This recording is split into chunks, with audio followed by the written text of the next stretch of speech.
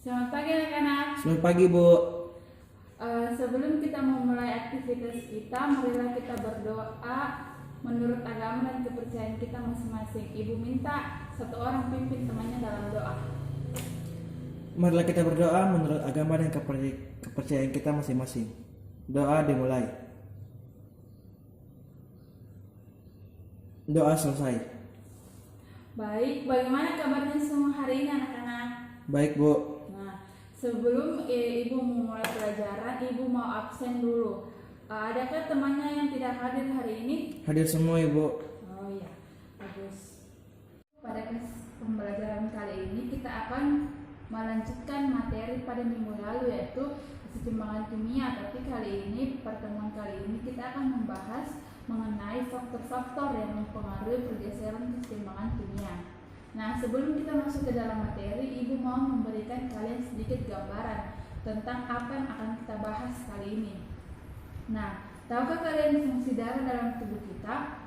Salah satu fungsi darah itu mengedarkan oksigen dari paru-paru ke seluruh tubuh.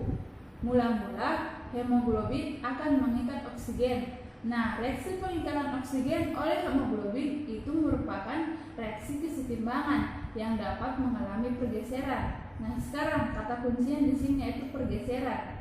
Kan suatu benda itu akan bergeser apabila ada faktor-faktor dari luar yang mempengaruhi pergeseran tersebut, atau semisal kita memberikan suatu aksi sehingga benda tersebut mengalami pergeseran. Nah, begitu pula dalam kesetimbangan. Suatu kesetimbangan dapat bergeser apabila kita mengetahui faktor-faktornya, atau kita dapat memberikan aksi berdasarkan faktor-faktor yang telah kita ketahui nanti.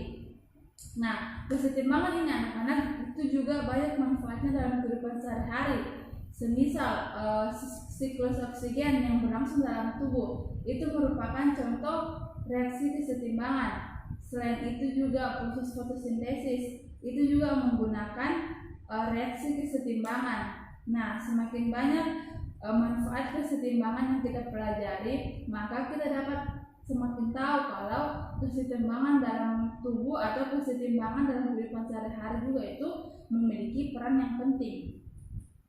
Nah, sebelum kita masuk dalam inti pembelajaran, ibu mau menyampaikan apa-apa yang harus kita capai pada pertemuan pertama kita kali ini.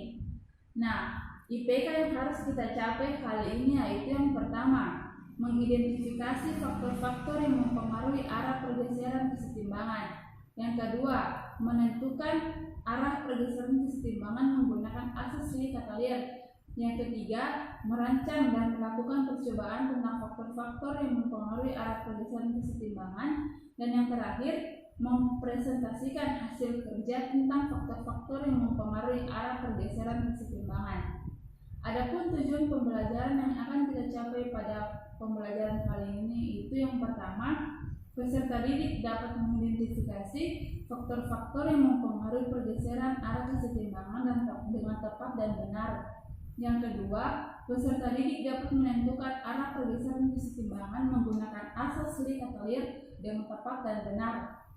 Yang ketiga, peserta didik dapat merancang dan melakukan percobaan tentang faktor-faktor yang mempengaruhi arah pergeseran kesetimbangan dalam teliti. Dan yang terakhir, peserta didik dapat mempresentasikan hasil kerja tentang faktor-faktor yang mempengaruhi arah pergeseran kesetimbangan secara jelas dan terperinci. Nah, bagaimana anak-anak, semuanya sudah siap belajar hari ini? Sudah, Bu. Nah, sebelum kita lanjut, ibu mau membagi kalian ke dalam 3 kelompok. Nah, masing-masing kelompok nanti itu akan ibu berikan gambar kerja atau LKPD. Nah, ingat nanti di akhir pertemuan itu ibu akan memberikan kalian evaluasi. Nah, sekarang ibu membagi kelompok dulu. Kelompok pertama itu ibu membagi kalian ke dalam 3 kelompok. Kelompok pertama itu Nur Nahdiyat, Muhammad Fajrul, Adelia Damaya, Ahmad Rafidi, dan Husnayaini. Kelompok kedua yaitu Diandra Aulia Tenriana, Haslinda, Fauziana Mira, Panji Mujahid, dan Krisna Amalia. Sedangkan kelompok ketiga itu Safira Solihin, Stefani Maleholo, Tuski, dan Muhammad Sahib Ahkaf.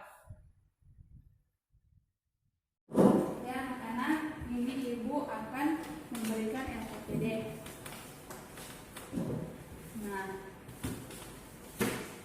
Nah, sambil kalian di LKPD-nya kan ada di situ materi singkat. Nah, sambil kalian perhatikan materi itu, ibu juga akan menjelaskan secara singkat. Ibu mau kasih penjelasan secara umum dulu tentang apa yang akan kita bahas kali ini. Sisanya nanti kalian akan bekerja dengan kelompok kalian masing-masing. Kalian yang cari tahu sendiri sisanya. Nah, kan hari ini tuh kita membahas tentang faktor-faktor yang mempengaruhi pergeseran suatu kesetimbangan. Nah, pasti itu kan tadi ibu bilang di awal, sesuatu itu akan bergeser apabila ada faktor-faktor yang mempengaruhinya. Begitu pula dengan suatu kesetimbangan kimia atau suatu reaksi kimia. Suatu reaksi kimia itu dia itu akan bisa mengalami kesetimbangan kalau ada faktor-faktor dari luar yang faktor-faktor yang mempengaruhi pergeseran kesetimbangan tersebut. Nah, pada tahun 1884 ada seorang ahli namanya Henry Louis Lecatellier. Nah, dia itu mengatakan sekaligus menyimpulkan bahwa ada pengaruh faktor dari luar terhadap kesetimbangan. Nah, kesimpulan dari ahli tersebut yang sekarang kita kenal itu yang namanya dengan asas Lecatellier. Nah, asas Lecatellier itu berbunyi, jika terhadap suatu kesetimbangan dilakukan suatu tindakan atau aksi, sistem tersebut akan mengadakan reaksi yang cenderung mengurangi pengaruh aksi tersebut. Sehingga secara singkat, asas Lecatellier dapat disimpulkan reaksi sama dengan minus aksi. Nah, cara sistem bereaksi itu ialah dengan melakukan pergeseran ke kiri atau ke kanan. Nah, apa yang menyebabkan itu kesetimbangan atau reaksi bergeser ke kiri atau ke kanan? Nah, itu yang dibilang faktor kesetimbangan kimia. Nah, nanti ibu akan membimbing kalian juga untuk sampai kalian bisa menemukan apa saja faktor yang mempengaruhi kesetimbangan tersebut. Nah, sekarang kalian buka di lembar selanjutnya, buka LKPD-nya.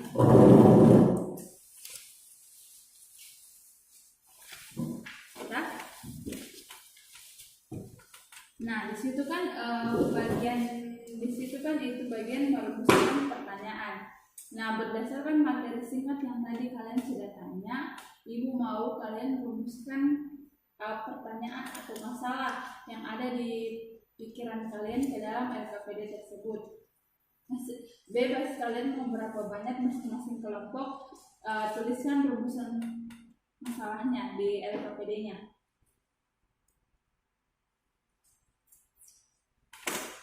Kalian tulis berdasarkan materi singkat yang tadi kalian sudah baca.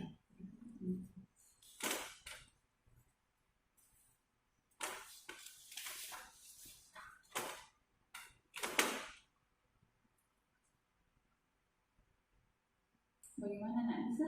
Bisa, Bu. Nah, kalau sudah bilanglah supaya ibu lanjut lagi.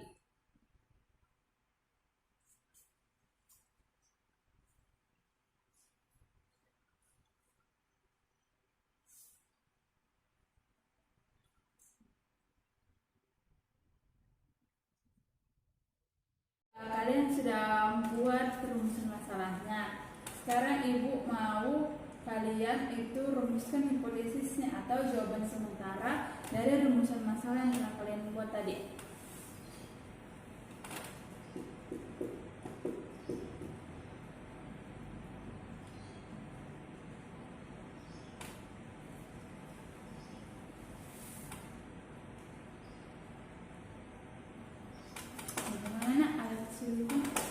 Kita gitu. Ingatlah buat hipotesisnya itu berdasarkan rumusan masalah yang telah kalian tulis tadi.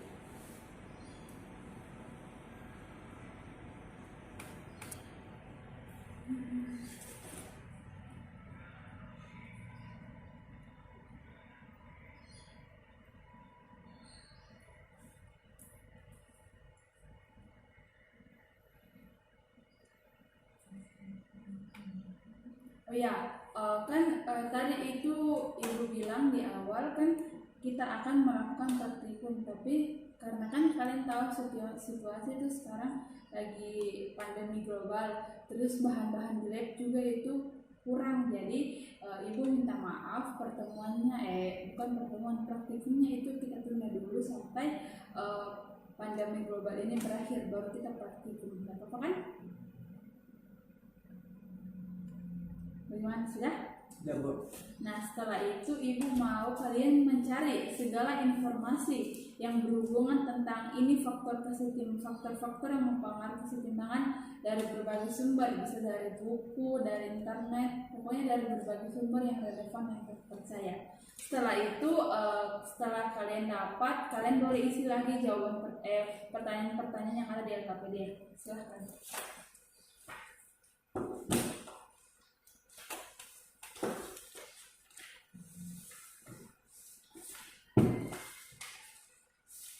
Ibu kasih kalian waktu setengah jam ya.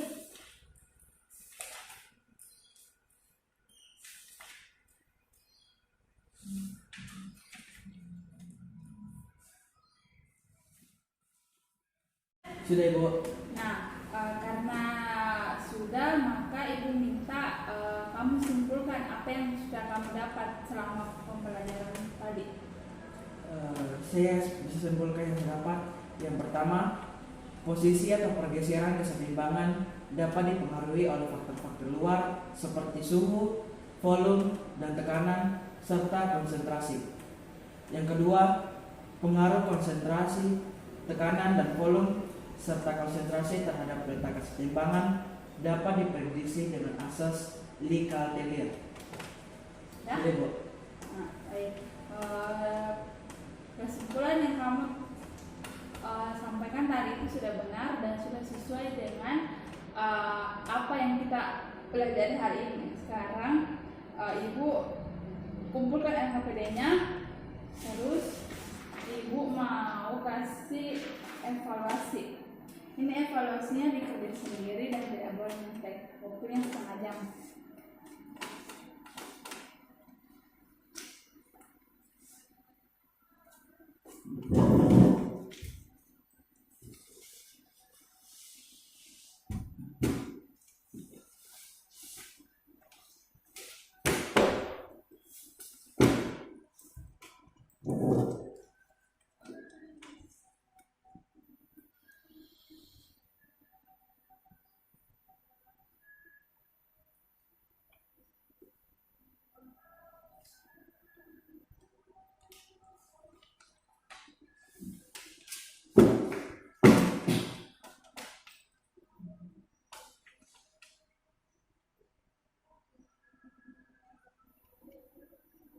Sudah?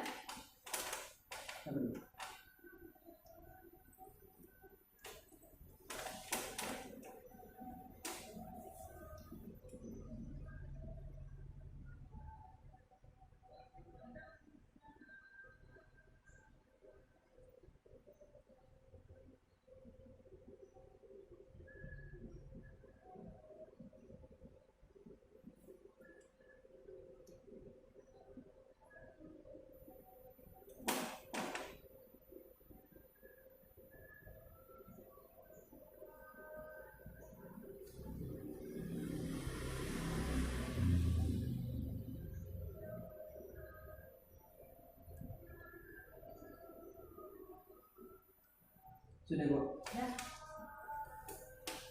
Hasilnya ini ibu umumkan minggu depan ya. Nah, sekarang itu kita sudah sampai di akhir pembelajaran. Bagaimana, ada yang sudah dimengerti selama pembelajaran tadi? Dimengerti, Bu. Baik, ibu harap minggu depan itu kita akan mempelajari lagi ya tentang hal baru. Nah, ibu harap kalian baca-baca bukunya di rumah supaya nanti minggu depan kalau ibu menjelaskan lagi kalian sudah ada sedikit pengetahuan tentang materi yang mau dibahas nanti. Oke, selamat siang semua. Sudah, Bu.